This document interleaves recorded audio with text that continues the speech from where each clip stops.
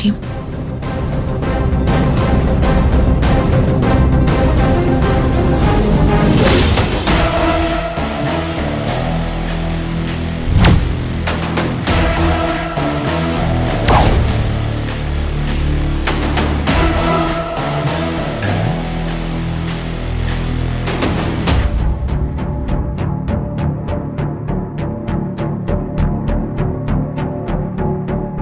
രാഹുൽ, ഏയ്,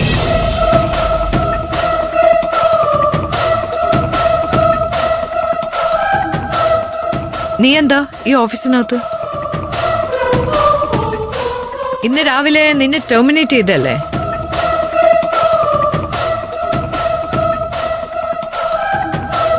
ആന്റി ഒരാളെ ഇറക്കി വിട്ടാൽ അതെന്നേക്കുമാണ്. പിന്നെ നീ എന്തിനാ ഓഫീസിനകത്ത് കയറിയത്? ലേബർ കോർട്ടിൽ പോയി കേസ് ജയിച്ചാ തിരിച്ചു വന്ന് ജോയിൻ ചെയ്തോളാനാ ഞാൻ പറഞ്ഞത്. എന്താ അത് കഴിഞ്ഞോ? കേസ് ജയിച്ചോ നീ? അവന്റെ ഒരു വേഷം കണ്ടില്ലേ? അക്കൗണ്ട് സെക്ഷനിൽ ജോലി ചെയ്യുന്ന ഒരുത്തൻ എന്തിനാടാ ഈ വേഷമൊക്കെ ധരിക്കുന്നത്? ഐ എം സോറി സാർ, ഞാനിപ്പോ അക്കൗണ്ട് സെക്ഷനിലല്ല. പത്മ മാഡത്തിന്റെ സ്റ്റാഫും അല്ല. Then why you are here? Out. Out out. ഞാൻ പത്മ മാഡത്തിന്റെ ജോലിക്കാരനല്ല എന്നാണ് പറഞ്ഞത്.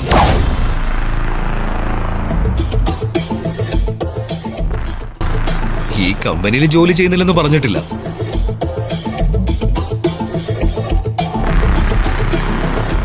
എന്നെ ഇവിടെ അപ്പോയിന്റ് ചെയ്തത് ഈ കമ്പനിയുടെ പുതിയ സിഇഒ ആണ്, മിസ്സിസ് നന്ദിനി സൂര്യ.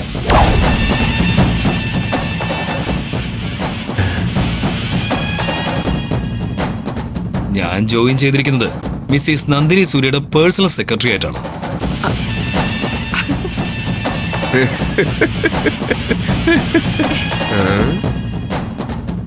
സോ എനിക്ക് വേണ്ട നിർദ്ദേശങ്ങൾ തരുന്നതും എന്നെ കൊണ്ട് പണിയെടുപ്പിക്കാനുള്ള ചുമതലയും ഇനി സിഇഒക്ക് മാത്രമായിരിക്കും. ഓ, അപ്പോ അവളുടെ സ്ഥാനക്കയറ്റത്തിന്റെ പേരിലാണ് നിന്റെ ഈ അഹങ്കാരം അല്ലേ?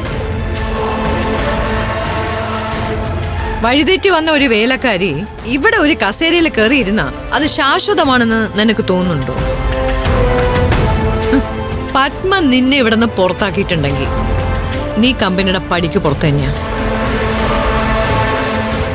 ഐ എം സോറി മാഡം, തൽക്കാലം ഞാൻ ഈ കമ്പനിയിൽ നിന്ന് പുറത്തു പോകണമെങ്കിൽ അതിനൊരു ഓർഡർ വേണം. ആ ഓർഡർ ഇടുന്നത് കമ്പനി സിഇഒ മിസ്സിസ് നന്ദിനി സൂര്യ തന്നെ ആയിരിക്കണം. മാഡത്തിന് സംസാരിക്കാനുള്ളത് എന്റെ മാഡത്തിനോട് സംസാരിച്ചാൽ മതി. തൽക്കാലം എനിക്ക് പ്രധാനപ്പെട്ട കുറച്ച് ജോലികൾ ചെയ്തു തീർക്കാനുണ്ട്. വരട്ടെ മാഡം, വരട്ടെ സാർ.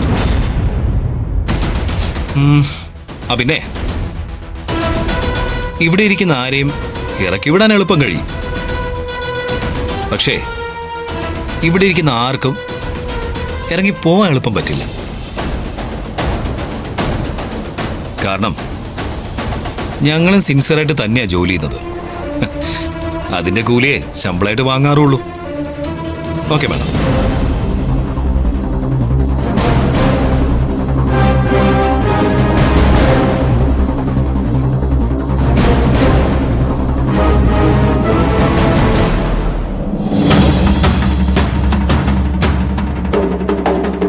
ഇതിലും വലിയ അപമാനം ഇനി ആന്റിക്ക് വരാനുണ്ടോ?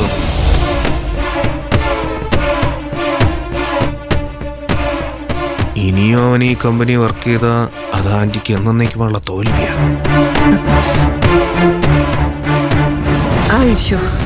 വാ, നമുക്ക് പോയി കണ്ടിട്ട് വരാം.